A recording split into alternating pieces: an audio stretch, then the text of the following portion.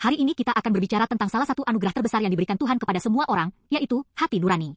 Tuhan menanamkan standar moral di dalam diri kita sejak kita diciptakan.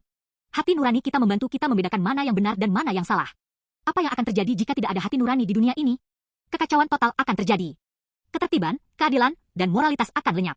Dalam 1 Samuel 24:5-6, kita melihat contoh luar biasa dari hati nurani yang terjaga. Daud memiliki kesempatan untuk menyakiti Raja Saul yang ingin membunuhnya, tetapi ia hanya memotong sehelai kain dari jubah Saul. Namun, tindakan kecil itu pun membuat hatinya gelisah. Mengapa? Karena ia teringat akan firman Tuhan yang melarang menyakiti orang yang telah diurapi Tuhan.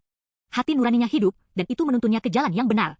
Kita sering mendengar orang berkata, tidak punya hati nurani, atau hati nuraninya mati, ketika seseorang bertindak tidak bermoral. Tetapi sebenarnya, setiap orang memiliki hati nurani. Yang terpenting adalah apakah kita mendengarkan suara hati nurani itu.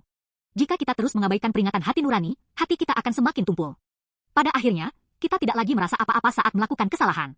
Alkitab menyebut ini sebagai hati nurani yang telah dibakar. Ini seperti kulit yang terus-terusan terbakar hingga kehilangan rasa. Ketika hati nurani menjadi tumpul, kita akhirnya tidak bisa lagi membedakan yang benar dan yang salah. Lalu, bagaimana kita bisa menjaga hati nurani kita tetap hidup? Jawabannya ada pada firman Tuhan. Alkitab menusuk hati nurani kita seperti jarum yang tajam dan membuat kita menyadari kebenaran. Yesus datang sebagai firman yang hidup untuk memulihkan hati nurani kita. Ia mati di kayu salib, bangkit kembali, dan mengutus Roh Kudus. Roh Kudus membangunkan hati nurani kita melalui firman Tuhan dan menuntun kita ke jalan yang benar.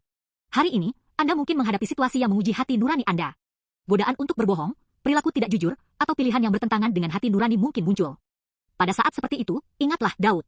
Seperti hati nuraninya yang hidup, kita juga harus mendengarkan suara hati nurani kita. Jika Anda merasa hati nurani Anda telah tumpul, masih belum terlambat. Yesus datang untuk memulihkan hati nurani kita. Melalui Dia, hati nurani kita bisa menjadi baru kembali. Semoga hari ini kita berjalan dalam kebenaran dan mengikuti hati nurani yang hidup.